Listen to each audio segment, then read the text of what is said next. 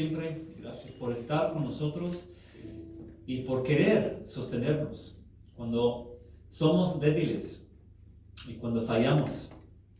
Tú quieres darnos la fe de vencer, la fe para seguir adelante cada uno de los días que nos prestas. Sabemos que pronto nos llamarás a tu presencia y te pido, Dios, hoy prepáranos para ese momento, para estar en paz contigo, de estar firmes en la fe. Ayuda lo que estudiamos hoy. Para lo mismo te pido, en el santo nombre de Jesús. Amén. Vamos a tomar nuestros asientos, vamos a abrir nuestras Biblias, vamos al libro de Daniel. Libro de Daniel, vamos a seguir leyendo donde terminamos hace 8 días, que fue capítulo 6, lo que leímos hace 8 días. Hoy estamos en capítulo 7 del libro de Daniel.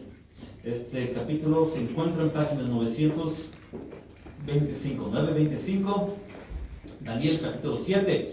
Si has estado con nosotros en todo nuestro estudio del libro de Daniel, ya sabes que conocimos a Daniel cuando estaba joven, cuando fue prácticamente secuestrado de su país. Su país fue conquistado por el rey de Babilonia, Nabucodonosor, y fue llevado ahí cautiverio.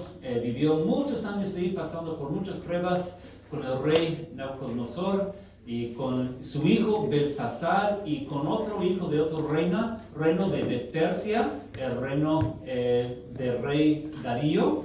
Y hace 8 días estudiamos la historia cuando prácticamente por su fe en Dios, por seguir adelante en los caminos de Dios, fue tirado a los leones para que se lo comieran, pero Dios lo protegió. Pero una prueba de fe muy difícil.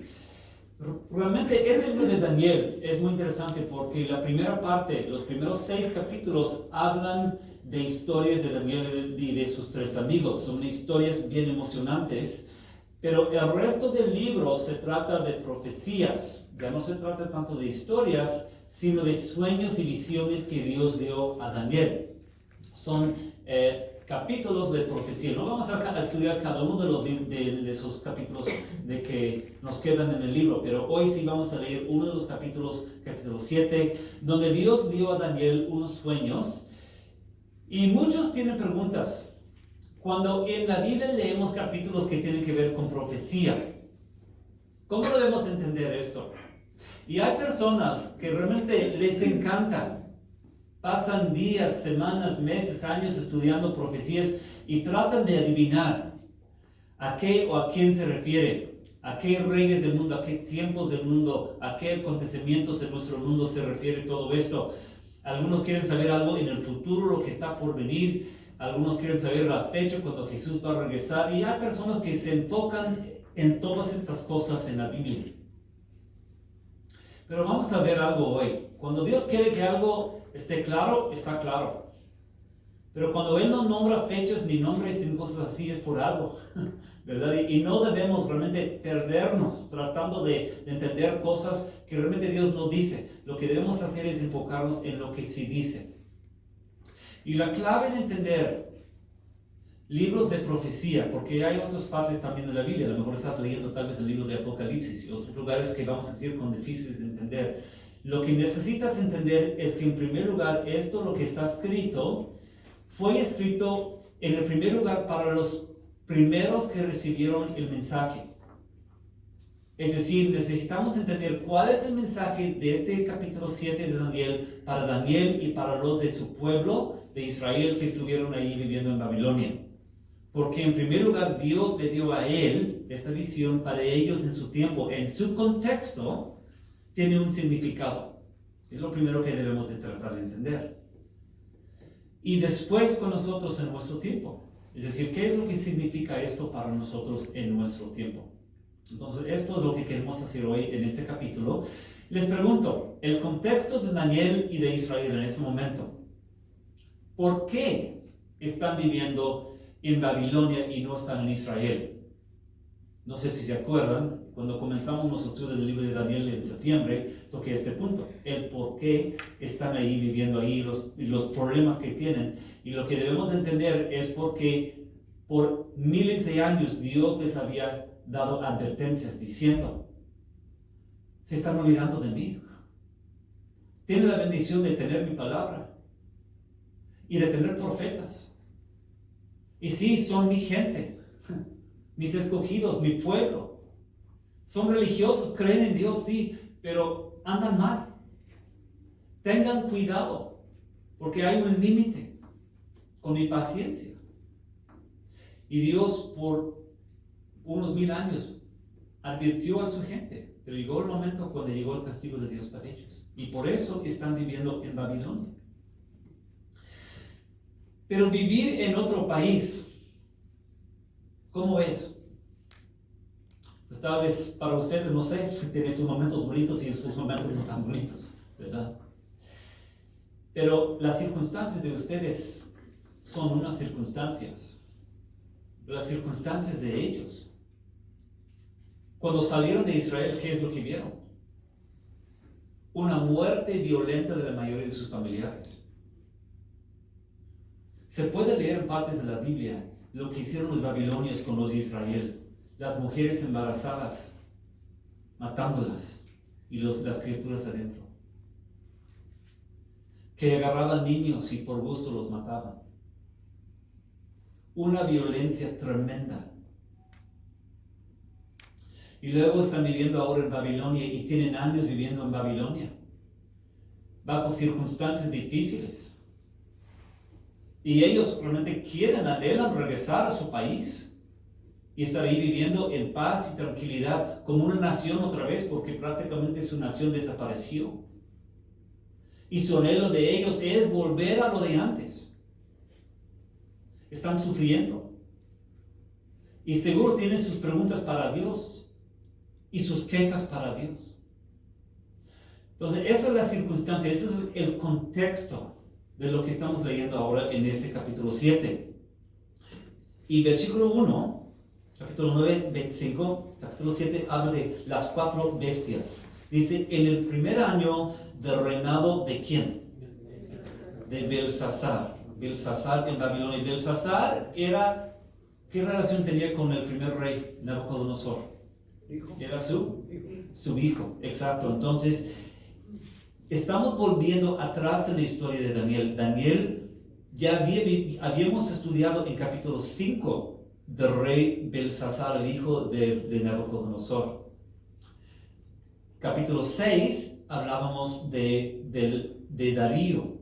Pero en el capítulo 7 estamos volviendo a un tiempo antes de la historia de Daniel con los leones. Y eso es un punto importante de entender. Y vamos a ver por qué en algunos momentos. Pero estamos hablando de un tiempo antes de lo que pasó con los leones. Otra vez versículo 1. En el primer año del reinado de Belsasar en Babilonia, Daniel tuvo un ¿qué?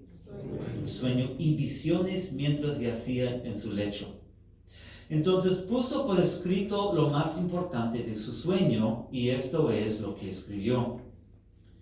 Durante la noche tuve una visión, y en ella veía al gran mar, agitado por los 4 vientos del cielo. Del mar salían 4 ¿qué? Bestias enormes, cada una diferente de la otra. Versículo 4. La primera de ellas se parecía a un ¿qué? A un león. Pero sus alas eran de un águila. Mientras yo la observaba, le arrancaron las alas, la levantaron del suelo y la obligaron a pararse sobre sus patas traseras, como si fuera un hombre, y se le dio un corazón humano. Entonces, primer visión, primer animal, primer bestia, un león. Versículo 5. La segunda bestia que vi se parecía a un ¿qué? A un oso. Se levantaba sobre uno de sus costados y entre sus fauces tenía 3 costillas. A esta bestia se le dijo: levántate y come carne hasta que te hartes. Entonces, segunda bestia, un oso. Versículo 6. Ante mis propios ojos vi aparecer otra bestia, la cual se parecía a un ¿qué? Leopardo. Aunque en el lomo tenía 4 alas como las de un ave. Esta bestia tenía 4 cabezas y recibió autoridad para gobernar. Entonces, hasta aquí tenemos un león, Tenemos un oso y tenemos un leopardo. Ahora versículo 7, cuarta bestia. Después de esto, en mis visiones nocturnas, vi ante mí una cuarta bestia, la cual era extremadamente horrible y poseía una fuerza descomunal. Con sus grandes colmillos de hierro, aplastaba y devoraba a sus víctimas para luego pisotear los restos. Tenía 10 cuernos y no se parecía en nada a las otras bestias. Mientras me fijaba en los cuernos, vi surgir entre ellos otro cuerno más pequeño. Por causa de este, fueron arrancados 3 de los primeros. El cuerno pequeño parecía tener ojos humanos y una boca que profería ¿qué? Insolencias. Ok, entonces las cuatro bestias, ¿qué significan? Pues no sabemos. Daniel tampoco sabe. Pero por lo que se imagina, no se refiere a cosas buenas, ¿verdad? Se refiere a cosas feas, cosas horribles, cosas del enemigo, se puede decir. Si hablamos de cosas en términos espirituales, vamos a decir que esas 4 bestias pertenecen al lado oscuro. Pero ni él ni nosotros estamos seguros en este momento lo que significa. Versículo 9 cambia su sueño. Y versículo 9 dice, mientras yo observaba esto, se colocaron unos tronos y tomó asiento un venerable ¿quién? Anciano. Su ropa era blanca como la nieve y su cabello blanco como la lana. Su trono con sus ruedas centelleaban como el fuego. De su presencia brotaba un torrente ¿de qué? De fuego. Miles y millares le servían, centenares de miles lo atendían. Al iniciarse el juicio, ¿los qué? Los libros fueron ¿qué? Abiertos, ¿ok? ¿Pueden adivinar a quién se refiere el anciano? A Dios, ¿verdad? A Dios. Versículo 11. Yo me quedé mirando por causa de las grandes insolencias que profería el cuerno. Seguí mirando hasta que a esta bestia la mataron, la descuartizaron y echaron los pedazos ¿al qué? Al fuego ardiente. Ok, entonces una pregunta. Las bestias, las 4 bestias poderosas y fuertes, ¿son los más poderosos? No, porque lo que estamos viendo dice, seguí mirando hasta que esta bestia la mataron, la descuartizaron y echaron los pedazos al fuego ardiente. Eso es un punto muy importante. No, las bestias no son los más fuertes. Hay uno que es más fuerte, que es Dios. Versículo 12. A las otras bestias les quitaron el poder, aunque las dejaron vivir por algún tiempo. Entonces, lo que estamos viendo claramente, las bestias no tienen un poder absoluto. Versículo 12, que acabamos de leer, dice, a las otras bestias les quitaron el poder. Es decir, ellos no tienen todo poder. Y eso es un punto importante que vamos a leer. Versículo 13 y 14 es algo a lo mejor que fue difícil para Daniel de entender. Yo pienso para nosotros tal vez no tan difícil, a ver si logran adivinar. El versículo 13. En esa visión nocturna vi que alguien con aspecto ¿qué? Humano venía entre las nubes del cielo. Se acercó al venerable anciano y fue llevado a su presencia y se le dio autoridad, poder y majestad. Todos los pueblos, naciones y lenguas lo adoraron. Su dominio es un dominio ¿qué? Eterno, que no pasará, y su reino jamás será ¿qué? ¿Pueden adivinar a quién se refiere? Es Jesús, ¿verdad? Aquí en Daniel como que Dios está dando una pequeña visión de Jesús que va a nacer en 500 años después de esa historia. ¿Okay? A nosotros en nuestro tiempo viviendo 2500 años después, más o menos entendemos, pero Dios está dando a Daniel una idea que va a venir Jesús después. Entonces nosotros, por nuestro punto de vista, entendemos algo de esto, pero Daniel no lo entiende. Versículo 15 dice, Yo, Daniel, me quedé como aterrorizado y muy preocupado por las visiones que pasaban por mi mente. Me acerqué entonces a uno de los que estaban allí y le pregunté el verdadero significado de todo esto. Y esta fue su interpretación. Así que un resumen de sus visiones. Versículo 17. Las 4 grandes bestias son 4 ¿qué? Reinos que se levantarán en la tierra. Pero ¿quién? Los santos del Altísimo recibirán el reino y será suyo para siempre jamás. ¿Okay? Entonces está diciendo, en resumen, las 4 bestias representan 4 naciones. ¿Dice los nombres de las naciones? No lo dice. Pero lo que dice es que las naciones que se levantan en contra de Dios no son eternos. Pero el que es eterno es Dios y el reino de Jesús. Y los santos del Altísimo recibirán el reino. Pues ¿a quién se refiere cuando habla de los santos? Cuando vienes a la cultura de México y Centroamérica, muchas veces cuando piensas en los santos, piensas en San Pedro, San Pablo y esos santos. Pero cuando la Biblia se refiere a santos, se refiere a ellos, pero también se refiere a cada persona que tiene la salvación en Jesús.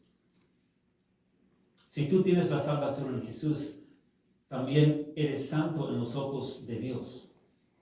Eres un santo en los ojos de Dios no porque eres perfecto, pero porque estás perdonado por Jesús. En ese sentido también eres un santo. Entonces aquí cuando habla de los santos que van a recibir el reino, está hablando de las personas como tú y como yo, todas las personas que creen en Dios y siguen a Dios y tienen los pecados perdonados. Entonces esta persona le da a Daniel una explicación en breve, que los reinos se levantan en contra de Dios, pero Dios es el que tiene la última palabra. Pero versículo 19, Daniel sigue con más preguntas. Entonces él dice: quise entonces saber el verdadero significado de la 4ª bestia, lo cual desmenuzaba sus víctimas y las devoraba, pisoteando luego sus restos. Era muy distinta a las otras 3, pues tenía colmillos de hierro y garras de bronce. Tenía un aspecto espantoso. Quise saber también acerca de los 10 cuernos que tenía en la cabeza y del otro cuerno que le había salido y ante el cual habían caído 3 de ellos. Este cuerno se veía más impresionante que los otros, pues tenía ojos y hablaba con insolencia. Mientras observaba yo, versículo 21, mientras observaba yo, este cuerno libró una ¿qué? Una guerra contra los ¿quién? Contra los santos y los ¿qué? Es decir, los poderes de las tinieblas y esas naciones libran una guerra contra los santos, los que siguen a Dios, y parece en ese momento que los que van perdiendo son los santos, los que siguen a Dios. Y esto lo confunde. Dice, mientras observaba yo, este cuerno libró una guerra contra los santos y los venció. Él está viendo, no comprendo. Parece que Dios está perdiendo y el enemigo está ganando. Y versículo 22. Entonces vino el anciano y emitió juicio en favor de ¿quién? De los santos del Altísimo. En ese momento los santos, ¿qué? Recibieron el reino. Ajá. Y versículo 23, muy bonito. Esta fue la explicación que me dio el ¿quién? El venerable anciano. ¿Quién es el venerable anciano? Es Dios. Es decir, Daniel tenía sus preguntas. Dios, no entiendo. Y Dios, con paciencia y ternura, le da la respuesta a las preguntas que él tiene. Y Dios mismo le explica. La 4ª bestia es un 4º reino que surgirá en este mundo. Será diferente a los otros reinos. Devorará toda la tierra. La aplastará y la pisoteará. Los 10 cuernos son 10 reyes que saldrán de este reino. Otro rey le sucederá, distinto a los anteriores, el cual derrocará a 3 reyes. Hablará en contra del Altísimo y oprimirá a sus santos. Tratará de cambiar las festividades y también las leyes. Y los santos quedarán bajo su ¿qué? Su poder durante 3 años y medio. Es decir, por un tiempo parece que los de Dios van a estar perdiendo. Pero versículo 26. Los jueces tomarán asiento y al cuerno se le quitará el poder y se le destruirá para siempre. Entonces se dará a los santos que son el pueblo del Altísimo. Ahí está una muy buena explicación. ¿Quiénes son los santos? Los santos son el pueblo del Altísimo. No es decir que son unos así súper santos, personas así súper excelentes. No, los que son del pueblo de Dios son los santos. Entonces se dará a los santos que son el pueblo del Altísimo la majestad y el poder y la grandeza de los reinos. Su reino será un reino como eterno.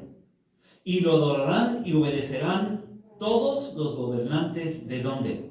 De la tierra. Aquí termina la visión. Yo, Daniel, me quedé desconcertado por tantas ideas que me pasaban por la mente, a tal grado que palideció mi rostro.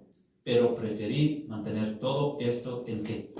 En secreto. Entonces, esto es la visión, primera visión que Dios le dio a Daniel. ¿Cuál fue el significado para ellos en su tiempo, para Daniel en su tiempo? Quiero que veamos, en primer lugar, Dios no dice ni fechas, ni nombres, ni lugares. Y el propósito no es de tratar de adivinar quién y cuándo y dónde. Pero cuando tú te pones en zapatos de Daniel y los de Israel viviendo en Babilonia, seguro tienen sus preguntas para Dios. Dios, ¿por qué parece que el mal está más fuerte que el bien? Dios, ¿por qué dejas que nosotros suframos tanto? ¿Por qué nos dejas sufrir? Dios, ¿por qué no nos defiendes? Dios, ¿dónde estás? No te vemos. Dios, te clamamos, pero parece que no nos respondes. Dios, ¿existes? ¿Por qué no actúas? ¿Por qué el rey de Babilonia y los otros son los más fuertes y los que tienen la última palabra? Dios, no comprendemos. Esto es su realidad de ellos.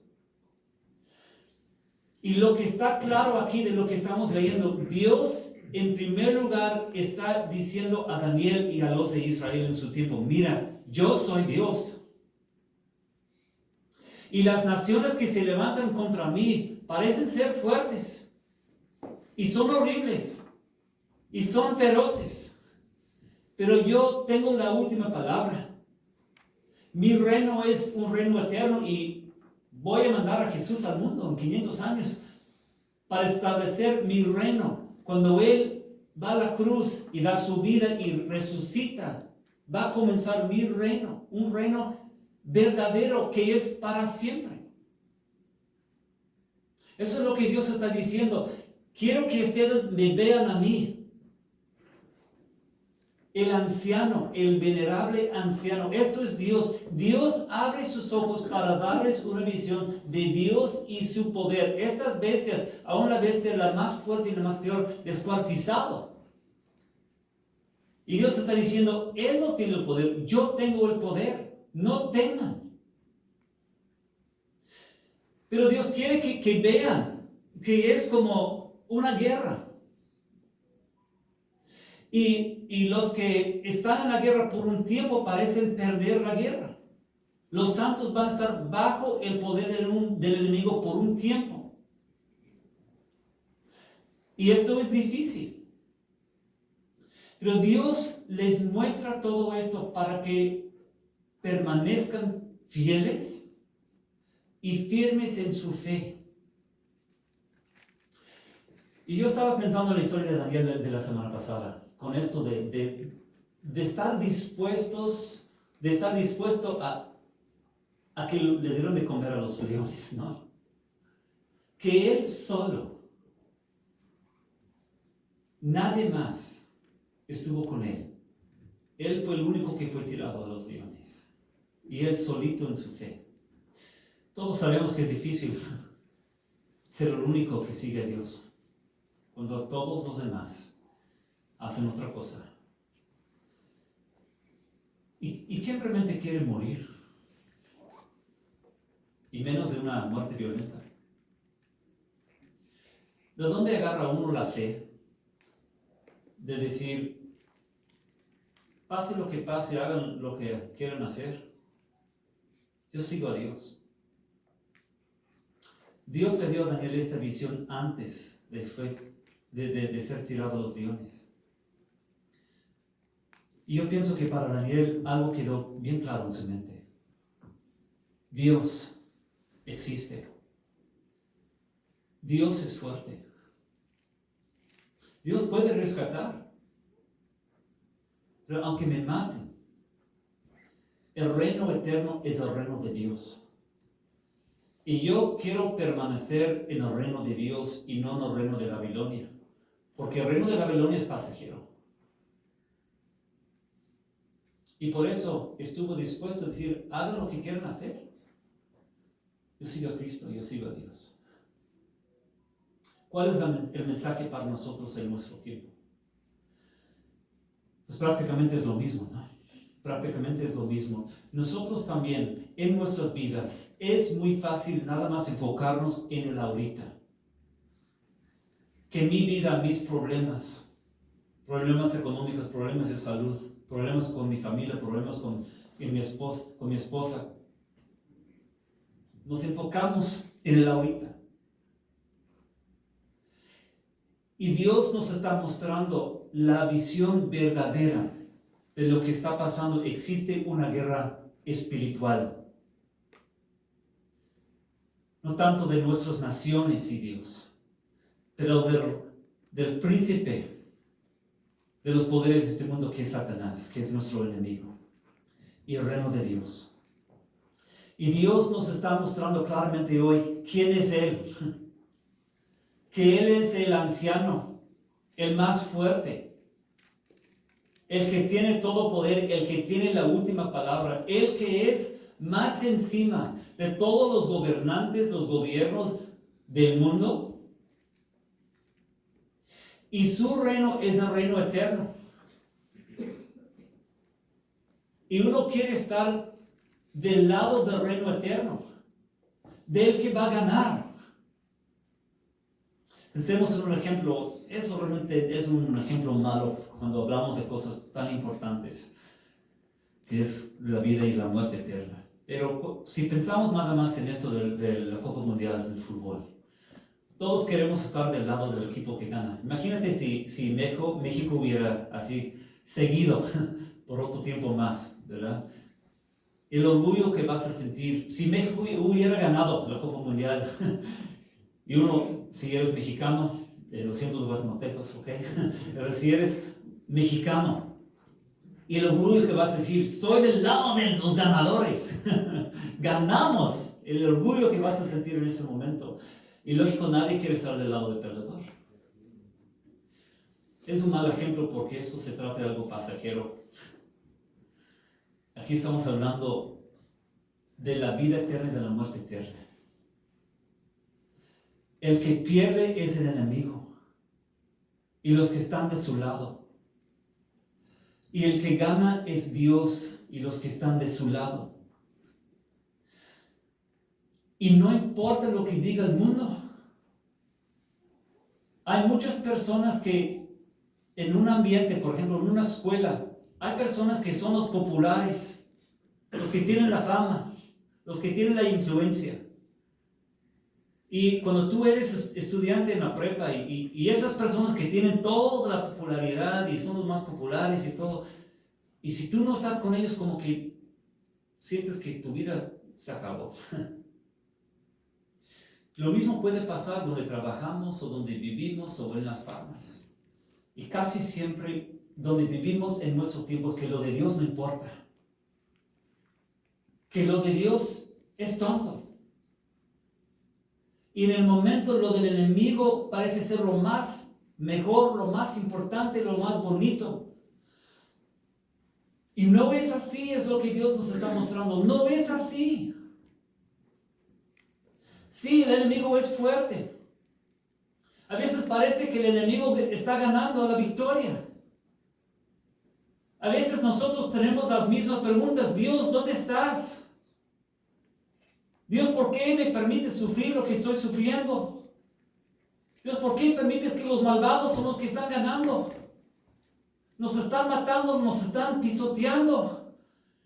Dios, ayúdame, ¿por qué no me ayudas? ¿Por qué no me sabes de esta tentación que yo tengo? ¿Por qué no me das las fuerzas que yo necesito para vencer mi tentación?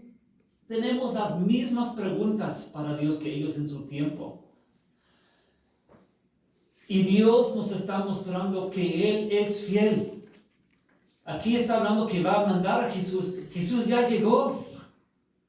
Ya se cumplió esta profecía de Jesús. Él ya llegó, ya nació, ya murió en la cruz. Ya consiguió el perdón de pecados que necesitamos. Pero lo que sigue para nosotros en nuestro tiempo y en nuestra generación es la batalla. Y la batalla existe para cada uno de nosotros. Tú hoy sufriste tentaciones, yo lo sé. Porque yo también. Y mañana y pasado mañana, y en esos días de la Navidad, vas a tener tentaciones, personas que te van a decir, olvídate de Dios. Lo de Dios es tonto, es absurdo. El enemigo te va a tentar. Pero Dios te quiere dar las mismas fuerzas que dio a Daniel. Para que tengas la fe, no de Daniel, la fe de Dios, de que Dios dio a Daniel. Es la fe que Él te puede dar a ti y que te quiere dar a ti. Para que tú también perseveres en tu fe y en tu caminar con Dios. Porque en esta batalla alguien va a perder y alguien va a ganar. Y los que pierden son los que están del lado del enemigo. Y los que ganan son los que son del lado de Dios. ¿Dónde te encuentras tú hoy? ¿En qué lado estás en tu vida? Si tú estás todavía en el lado del enemigo, necesitas hablar con Dios y decirle, Dios, yo quiero estar en el otro lado. Porque no quiero estar del lado de los que pierden. Si te encuentras en el lado de Dios y de Daniel, y temes porque estás fallando en algunas áreas en tu vida, la respuesta hoy es de hablar con Él y decirle, yo ahora veo más claramente la lucha. Y Dios, quiero que tú me ayudes. Y el mismo Dios que dio esta visión a Daniel, que hoy te está abriendo tus ojos para que veas y para que entiendas también, para eso nos dio en la Biblia esta historia. Para que nosotros en nuestro tiempo viéramos la realidad de cosas espirituales. Y gracias a Dios por su palabra. Y gracias a Dios por ser tan fiel. Vamos a terminar con una oración. Jesús, gracias. Gracias por esta historia. Gracias por lo que significa para nosotros. La batalla es fuerte, oh Dios, tú lo sabes. Y a veces el enemigo nos tiene pisoteado. Pero Jesús, la victoria está contigo. Y ayúdanos a amarte y seguirte cada día de nuestras vidas. Y esto pedimos en el santo nombre de Jesús. Amén. Pues vamos a terminar con una canción, 557. 557, vamos a ponerle de pie para cantar esta canción, 557, 557, will be our last song for tonight, 557.